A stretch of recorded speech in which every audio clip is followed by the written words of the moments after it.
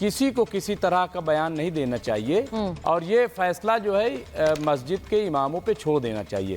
जहाँ पे कहीं कुछ मामला नहीं, मसलन मुस्लिम ही मुस्लिम है, वहाँ कोई प्रॉब्लम ही नहीं। जहाँ पे ऐसा लग रहा है कि जहाँ मुस्लिम नहीं है बल्कि मिक्स आबादी है, एक मिनट मैं कह रहा हूँ, तो इसलिए मुझे लग रहा है कि ऐसे बयानात नहीं आने चाहिए। लेकिन वही बात बयान आ रहा है वही नहीं कि मस्जिद ढकने वाले प्रायोजित हैं, वही कह रहा हूँ। अब ये तो तैयारी ये पहले भी होती रही है, पहली बार नहीं हो रही है जी। ये इसलिए हो रही है क्योंकि प्रशासन अपनी तरफ से एक तैयारी करता है। देखिए मैं आपको एक बात बताऊं, उपद्रव मचाने वाले हर तरफ हैं और वो और हंगामा करने वाले हर तरफ हैं। तो पुलिस प्रशासन तो नहीं चाहेगा कि राज्य में इस तरह के कोई हंगामा हो। जी आप ये समझ लीजिए कि हिंदू हो या मुसलमान, दोनों त्योहार में झगड़ा नहीं चाहते कि झगड़ा हो, लेकिन शरपसंद लोग जो हैं, तो ये जिम्मेदारी सरकार की है, एडमिनिस्ट्रेशन की है कि वो ऐसे लोगों पे नजर रखे और जो बयानबाजी मुमताज जी आप मेरी बात नहीं समझे। देखिए नहीं अगर अब यहाँ पर केतकी जी का बयान, आपने केतकी जी के बयान के बारे में प्रोफेसर धर्मेंद्र यादव ने जिक्र किया।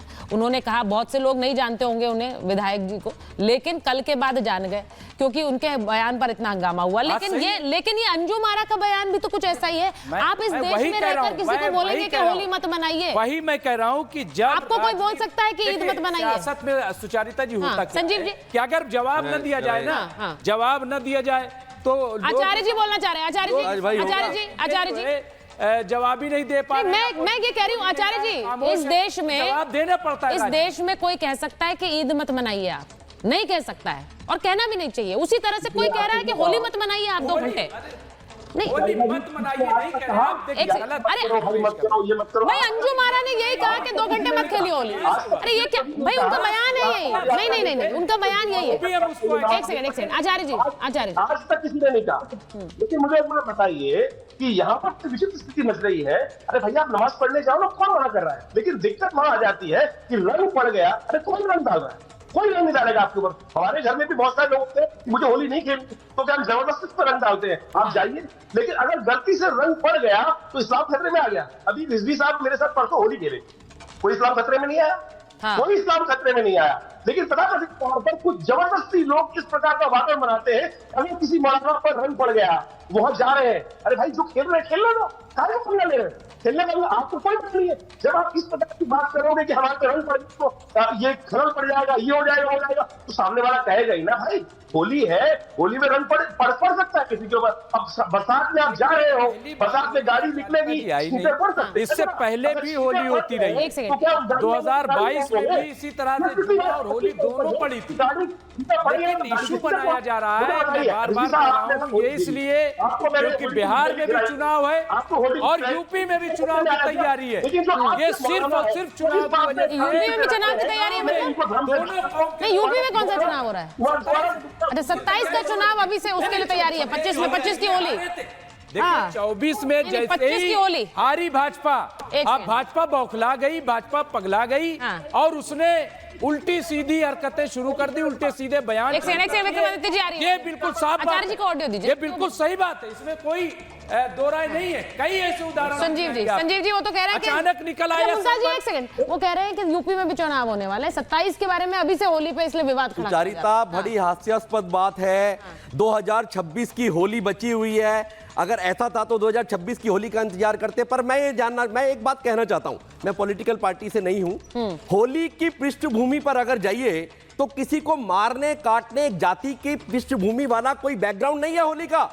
हिरण्यकश्यप जैसा जो है घमंडी राजा, होली का उसकी बहन, उसमें जो है प्रहलाद को बिठा दिया जाता है, पर वो होली का स्वयं जल जाती है। तो उसका सेलिब्रेशन और उसके बाद कृष्ण और राधा का सेलिब्रेशन कितना अपने आप में गुंजिया का बांटना, सारे रंगों का आना, एक दूसरे से गले मिलना और 2:30-3 बजे तक कार्यक्रम खत्म हो जाना।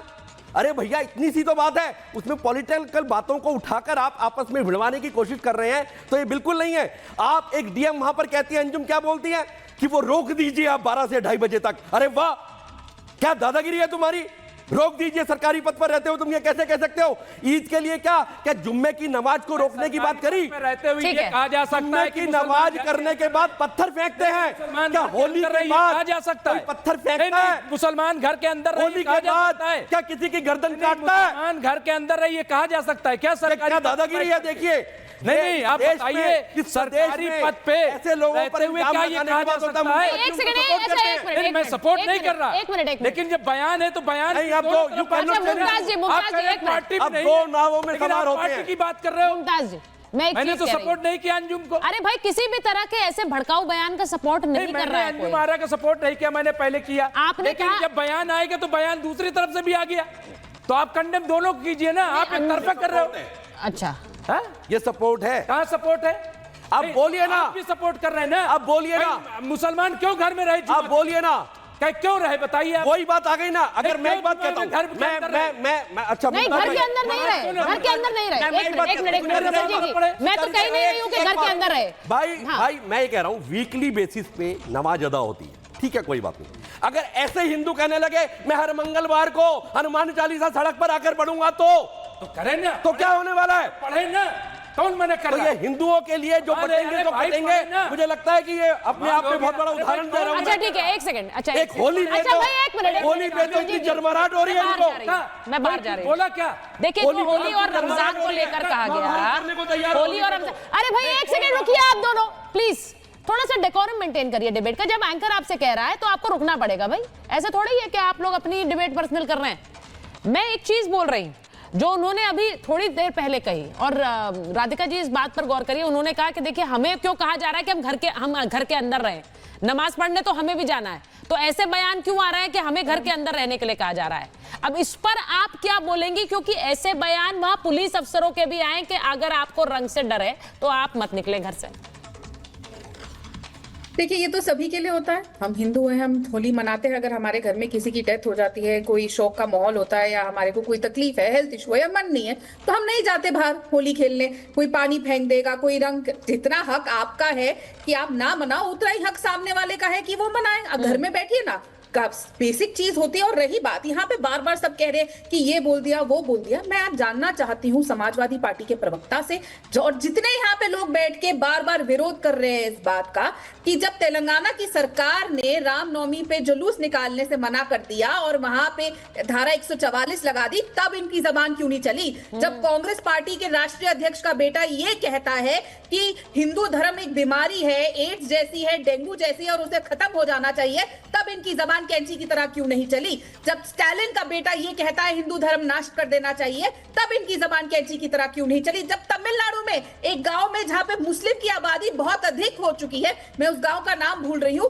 वहां पे हिंदू धर्म के कोई भी फेस्टिवल मनाने से मना कर दिया जाता है, एक डिक्टेट निकाल दिया जाता है, क्योंकि वहां पे सिर्फ 10-20% हिंदू पॉपुलेशन है, तो वहां पे कोई हिंदू धर्म के फेस्टिवल नहीं बनाएंगे। तब इनकी कैंची जैसी जबान क्यों नहीं चल रही? तब तो ये जाके कांग्रेस के साथ भी गठबंधन करेंगे, तब ये जाके इन तमिलनाडु में इन लोगों के साथ भी पूरे इंडिया अलायंस में चलेंगे। जब हमारे कार सेवकों पे ये इनके पिताजी अखिलेश यादव जी की गोली चला रहे थे, उसके बाद क्या जीवन में कभी किसी ने पूछा कि आपने कार सेवकों पे गोली क्यों चलाई?